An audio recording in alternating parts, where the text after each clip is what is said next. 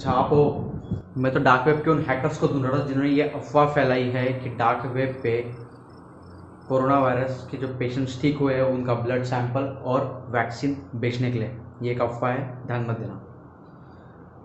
ये एक बहुत बड़ा स्कैम है। इसके थ्रू आप डार्क वेब विजिट करोगे और वो आपका बैंक अकाउंट डिटेल्स चुरा सकते हैं। साथ ही साथ आप अगर कोई बिटकॉइन ट्रांजैक्शन करते हो तो वो ये लेके फरार हो जाएंगे। तो ये है एक बड़ा स्कैम।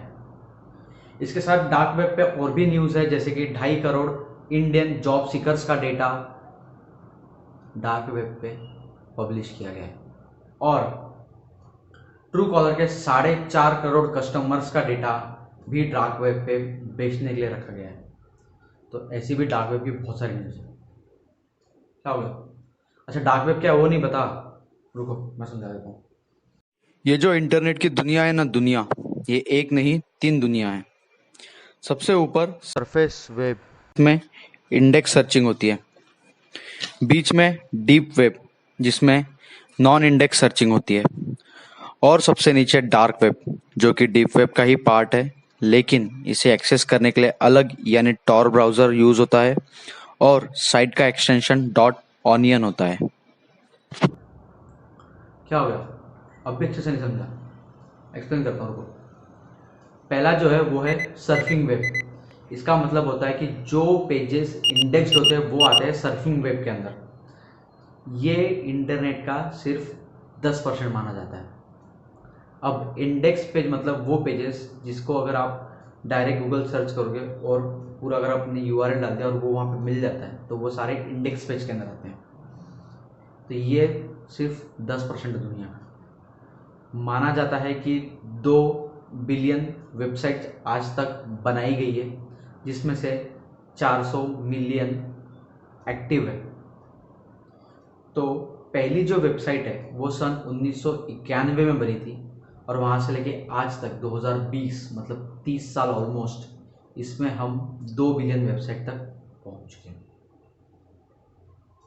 दूसरा है डीप वेब। डीप वेब में आते हैं वो पेजेस जो कि होते हैं नॉन इंडेक्स, मतलब कोई सी वेब पेज का अगर आपको यूआरएल मिल भी है तो अगर आप डायरेक्टली सर्च करोगे तो भी वो आपको नहीं मिलेगा। जिसकी एग्जांपल देता हूँ, बैंक अकाउंट जब डिटेल में आपने लॉगिन कर ली, नेटफ्लिक्स अकाउंट आपने लॉगिन कर लिया या कोई भी अकाउंट हो, आपका जीमेल अकाउंट हो, याहू अकाउंट हो, ये जब लॉगिन कर लेते हो उसके बाद जो यूआरएल जनरेट होता है वो आप किसको दे भी दोगे ना, वो उसको नहीं एक्सेस कर पाएगा। ये जो पेजेस होते हैं ये आते हैं नॉन इंडेक्स के अंदर, ये होते हैं आपके डीप वेब। तो बचा हुआ जो 90% था ये होता है आपका डीप वेब के अंदर, जो कि और इंक्लूड करता है आपकी कॉलेज की और ऑफिस की इंट्रानेट साइट्स। तीसरा होता है डार्क वेब। डार्क वेब के बारे में आप जितना कम जानोगे उतना ज़्यादा अच्छा है, क्योंकि डार्क वेब किसी बच्चे की खेलने की चीज़ नहीं है। अगर मैं डार्क वेब बोलता हूँ तो आपके दिमाग में क्या आता है?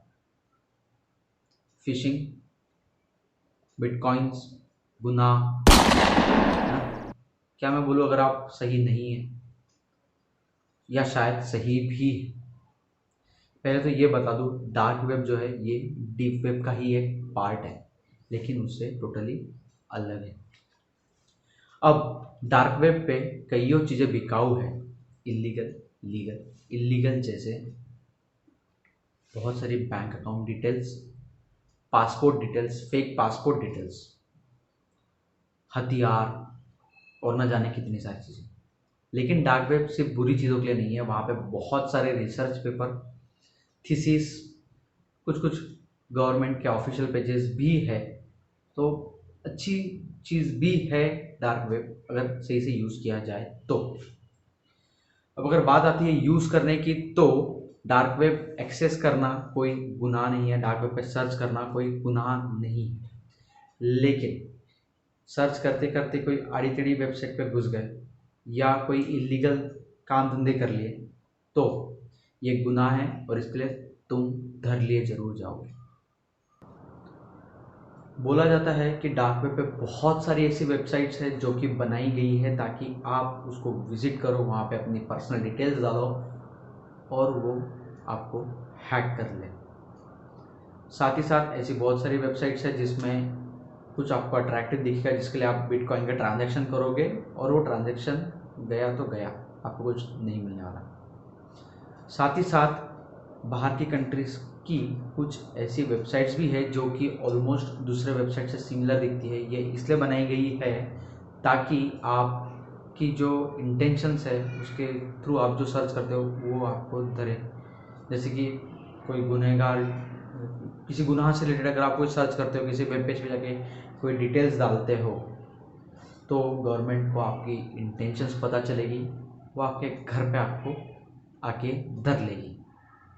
क्यों बोलते हैं ना, कीड़ा चाहे जितना भी रेंगना सीख ले, एक दिन सरकारी बूट के नीचे रगड़ा जाता है।